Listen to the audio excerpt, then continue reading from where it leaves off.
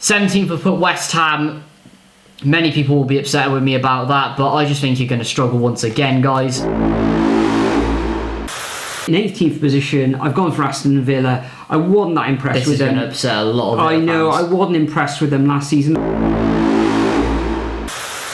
Hi guys, and welcome back to another video where we're going to be reacting to our 2020-2021 Premier League predictions. Now, if you cast your mind back, we made our predictions for the final league table back in September last season. In the 2019-2020 season, I came away with 27 points, and you, Nathan, came away with 20 points. So the way the scoring system works, you get 5 points for an exact position of where a team plays in the Premier League. You get 3 points for one position away from where they actually finished, and you get 1 point for being 2 positions away from where they finished. So let's just crack on, get into it with the bottom 3. So starting off with the bottom 3, I had West Brom to finish bottom, like I'm sure many of you did. And to be honest, this was pretty accurate, because if there wasn't that one team, and I won't mention them because we'll get onto them later, who didn't have an absolute capitulation this season, then I would have had a perfect result there. But no, I was one away. West Brom, disaster season. Did the stupid idea of sacking Slaven Bilic after they drew or beat Man City, which was just ridiculous. Brought in Sam Allardyce, made the one single mistake that you don't make when bringing in Allardyce and not backing him. They paid for the mistake, and now they are back in the Championship once again. Next up, I had a pretty stupid one in putting Crystal Palace in 19th. They didn't finish there. They actually finished 14th. I was actually concerned about their squad depth and everything. I thought this would be the year that they probably end up going down. I didn't think Roy would last out the season either. I thought that something would go wrong, especially if they got one key injury. No, they're always finishing around about mid-table, aren't they? So. They do indeed. It'll be interesting to see what happens next year as well. The fact that Eze's out, will Zaha step up as well? And will they bolster without Roy Hodgson, of course, who it looks like Frank Lampard's going to get the job at the moment. So it'll be interesting to see how that goes. I'm probably going to put them in the relegation spots again next year, though. Sorry, Palace fans. And in 18th, my first perfect score of the video, Fulham. Thought they'd go down in 18th. I think they did. They improved slightly on last time. Defence has massively been shorn up, but Scott Parker just didn't have enough. I thought that his lack of experience would suffer him there, and especially weaknesses in some areas. Scoring 9 goals at home all season is absolutely pathetic. Relegation form, especially their form coming towards the end of the season, because many people thought that they would actually stay up over Burnley, but in the end, what on earth happened at the end of the season? And yeah, 18th place there. So out of that, 2 out of 3, I'll take it. 8 points. So, whereas I concerned, Nathan, exactly the same for you. I went for 20th position, West Brom is Albion, and I thought they'd be straight back down. They did actually get relegated in 19th position. Next up, we got Fulham, 1 place away again. I thought Fulham, it's sort of a yo-yo club at the moment. Normally, when they go back down to the Championship, they spend a couple of seasons there. Maybe they'll come straight back up again. But Fulham's attacking play wasn't the best. Not scoring enough goals, was it? And keeping hold of the ball. You're not going to win games with passing the ball amongst your back. Not with 80% possession. No. And then I had a bit of a shocker. Aston Villa. What on earth was that? In 18th position. Well, last season, if you cast your mind back to the previous season, they didn't have a very good team, just keeping up by the skin of the teeth. We weren't sure if Grealish was going to remain at Villa for the 2020-21 season. He did, and him being in the side and the addition of Ollie Watkins was absolutely excellent. You had the likes of McGinn, is it Ghazi? El Ghazi at the end of the season, yeah, superb, and Trezeguet. So they did really well.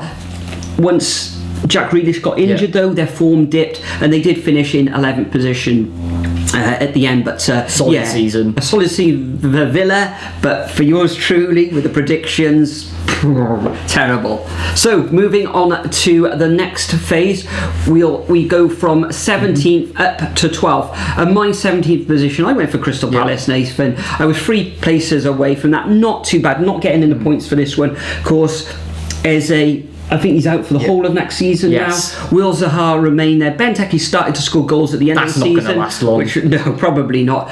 Possibly Frank Lampard's coming in there, but we'll see what happens next season. But not too bad. I did have them staying up.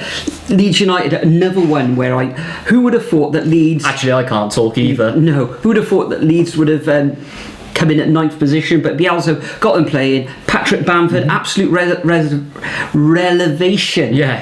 in the Premier League. Should really have been in that, had a go in the England squad, I should imagine, with his form throughout the season, but it wasn't to be. But well done, Leeds. Commiseration to myself on that one. Next in 15th, I had Brighton and Hove Albion. I'm pretty pleased with that one, just one position away, so 3 points for that one. Defensively, very, very good all season. Probably one of the best defences in the league, but going forward, okay, Trossard did well. Mopé didn't get enough goals, I imagine, but Mopé was really disappointing this year. He was, but we'll see what happens next time. Newcastle just 2 places out there, so I'm pretty pleased with that, with a 1 point. We thought they were on the verge of getting relegated, but they sort of pulled it around, sort of about 3/4 of the way through the season. One player was key in that, Alan St. Maximin. Yeah, and Joe Willock, of course, so don't forget him. Don't think, well, will he even get him back next year? I don't know. Could be a struggle for Magpies next season if they can't hold on to those 2 players. Next up I had West Ham. I was 7 positions out on this one. West Ham finishing 6th. I had them down as 13. Absolutely fantastic. Whether they can do it again next season remains to be seen, because they've got a European campaign. And look how that went last time as well. That's right, yes. So we'll see what happens next season, but I was well off this year. The additions of the Czech players in there were really good. Koval, Souček, beautiful. Yeah, and Jesse Lingard as well. Did ever so well when he came in from Man United. Next in 12th, I had Southampton. I was 3 places away from that. They started the season on fire, even topped the table earlier on in the campaign, but run out of steam. And it wasn't until the last few weeks of the season where they did pick up a few results, so they could have been in trouble, teetering on the verge of relegation. But I was 3 places away, but 0 points for me on that. But Nathan, what's your 17th to 12th? Well, look at that absolute disaster. So I had West Ham in 17th. Now, there was a reason for this. If you look at the start of the season and some of the fixtures they had, if David Moyes was going to get out of that job unscathed and just get through all those fixtures, then that would be a miracle. They did well. They carried on for the rest of the season. They had a great January transfer window as well, which no one expected. He stabled the ship, and I think he surprised a lot of people, because looking around YouTube and everything, a lot of people, including West Ham fans, I can think of some in particular, you can as well, guys, but they were all saying that West Ham were going to struggle this season, and they overestimated everyone. Anyway, moving on. Next up, Villa, as you said, overestimating expectations. They did superb. They deserved it as well. I thought they'd stay up, though. There was a few people who said they'd stay up, but I was happy with that personally. I had faith in them, but didn't expect them to do so well. Then we had Leeds, 6 out on that one. As I always say, and I've said for a few years now, Bielsa in the Championship especially always starts off flying, and then they just completely lose it in the end. They get tired out, run out of steam. But they did well this year. But they did well to pick it up. It did.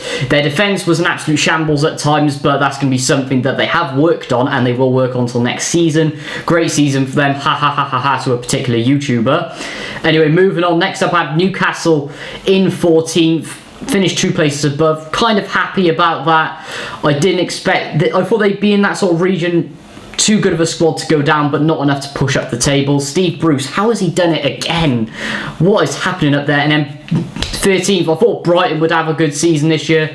Defence was absolutely superb, but going forward, I mean, they're the football hipster's dream, aren't they, with all the expected goals? But expected goals, possession, passing stats, they don't win you matches, guys. Come on. But then again, they're saying they just need a striker, but you have a striker in Mopé. He's a good striker. You need to know how to use him properly. And of course, Welbeck as well. Danny Welbeck. He did come in with a couple of goals, but he needs to get double figures. Yes, you have good strikers. You need to know how to use them, Brighton. And the thing is, you're saying that you need another striker, but... will that work? That is the question. Because you have a pace option and then you have a goal machine option.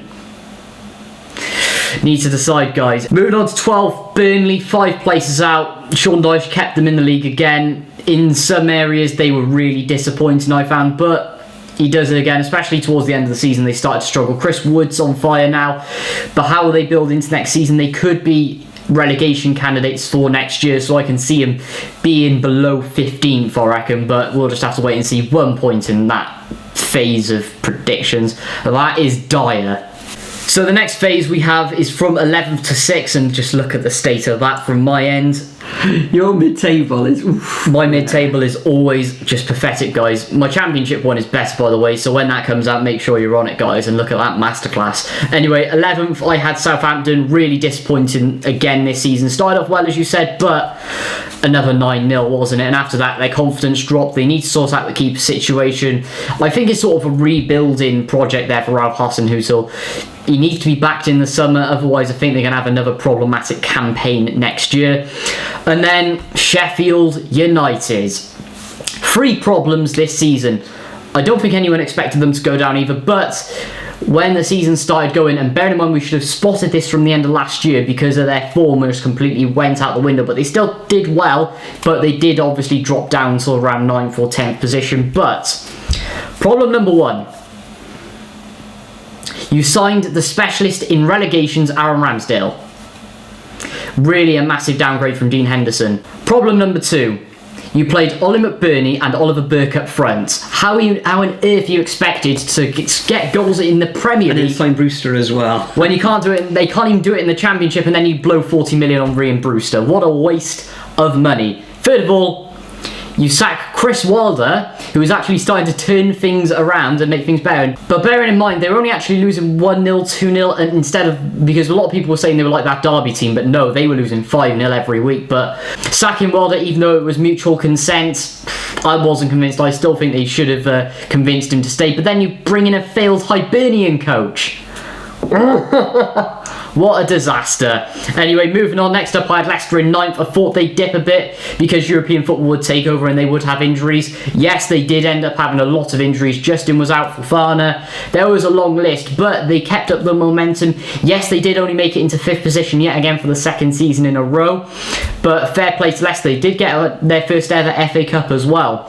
So fair play to them. Then I had Everton in 8th. They actually finished 10th. What a poor season for Everton. Especially with the signings that they brought in. So. Always burning money. You have a great coach in Ancelotti. He's won Champions Leagues. He's won 3 Champions Leagues. He's won the Bundesliga. He's done all this, but what's going wrong? I mean, their goalkeeper situation is one of them, and their defending at times, but there needs to be a massive improvement in the summer, a massive overhaul, especially with the amount of money they're spending, and Ancelotti needs to be careful, but I don't think it's him. There's something else there.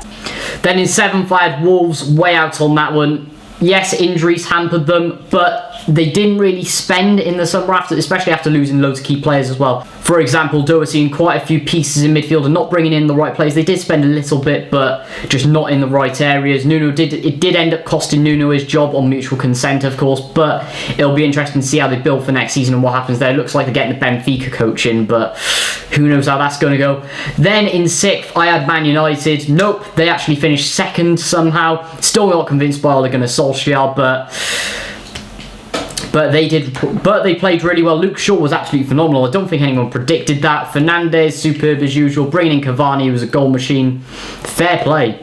So my 11th to 6th sees Everton in 11th position. I was just the one place out. So that was a good prediction. We did expect a lot more from Ancelotti and his new signings, I was already said. Yeah. But from my point of view, that was a pretty good prediction. Then we get on to the disaster of Sheffield United. 10 positions out there. Nathan, I think you've already covered that with their strike force, etc. and the sacking of Wilder. So no need to go over old ground on there. Then another disaster. Look at the state of that one. -8. 8 places out. We would have thought, I don't know, maybe they were too much reliant on Chris Woods there. They're going to have to look at it for next season. Their defence they're going to be fairly poor in some areas as well, I found. And you'd think the likes of Tarkowski at the back, etc., and Ben Mee would have held most of the teams out, but not looking good for next season. I'm worrying about for next season, and 8 positions out for me this season. Next up, we've got Leicester City. I'm not sure what I was doing there with Leicester. I thought all along, why did I put them so low? It must have been because of that European football campaign. I think they'll need to strengthen next year. Not only that as well, I thought that they were going to go for a cup this year as well. Well, they did. They won the FA Cup. They'd beaten Chelsea, of course. So congratulations to Leicester. A very good season, even though that they slipped out of the top 4 at the end of the season. I mean, Europa League's still good for them, to be fair. Yes, indeed. Next up, we've got Wolves, who I thought would finished in 7th position. You've already said a lot of injuries for Wolves. 6 positions out on this. That was a bit of a disaster. Should have seen that one come in mid-table. Yeah. Maybe I'll learn my lesson on that next season. Next, I had Manchester United. No way did I see this one coming. No one did. Ole Gunnar Solskjaer at the helm. They finished 2nd. I thought they'd finish 6th. Okay, it's 4 positions out. He did actually do very, very well, although disappointingly didn't win a trophy, and Manchester United are all about winning trophies, so maybe they'll get something next year, but 4 positions out for the Red Devils for me. And next up, we come on to our 5th to 3rd position. These are 2 Champions League positions and Europa League position. I went for Arsenal. Okay, I was only 3 positions out. They did rally at the end of the season. So rally? Yeah, they did. I think they had 5 or 6 games on the bounce where they won. A very good running. So 3 positions out of there, not too bad. Maybe I should have, maybe 1 or 2 positions I should have done better with them. Next up, I had Spurs. I thought Spurs with the previous campaign I thought that would continue to this year. Wasn't to be. Mourinho, I thought it just didn't work out for him at White Hart Lane at the Tottenham Hotspur Stadium, or a lot of people now call him Tottenham Hotspur Stadium FC, which is a bit mean, but there we are, and even Spurs is saying that. And in 3rd position, I did have Chelsea, where I was just 1 position out. Chelsea are going to be strong coming into next season, so I'm pretty happy with that prediction of 3rd when they actually finish 4th. And Nathan, your next 3, please. I had Spurs in 5th. I thought Mourinho would struggle in areas, especially going backwards as well. Their attack is absolutely sublime. The likes of Bale, Moura, Dele Alli was awful this year. Harry Kane, Son, absolutely phenomenal. But when you look at the defence, really weak in some areas. No pace at all there.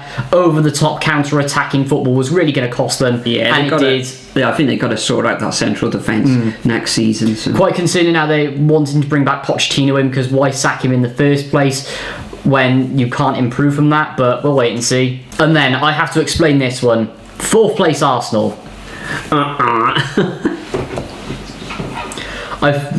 In my defence, I thought Arteta was good. He had a transfer window. He was going to have a full season. He already had a taster of what happened, but just couldn't score. Aubameyang didn't get on the scoring sheet, and they were a shambles everywhere. No European football for the first time in 27 years or something ridiculous. And where do Arsenal go from here? Leave it in the comments, guys. Maybe it's a blessing in disguise and not in Europe. Maybe they can push into the top 4 next season, but we'll see. Especially after their end of season. And then in 3rd position, I had Chelsea. I thought they'd actually have a good campaign, bearing in mind the amount of money that they spent, just not enough, maybe lacking in certain areas, and it needed a year to gel as well. But nope, disaster start to the season. Frank Lampard getting sacked.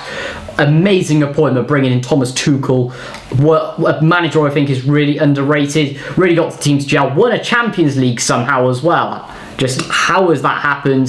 They're going to look really dangerous into next year, and I think they're actually going to contend for the title. There's going to be a few teams contending there.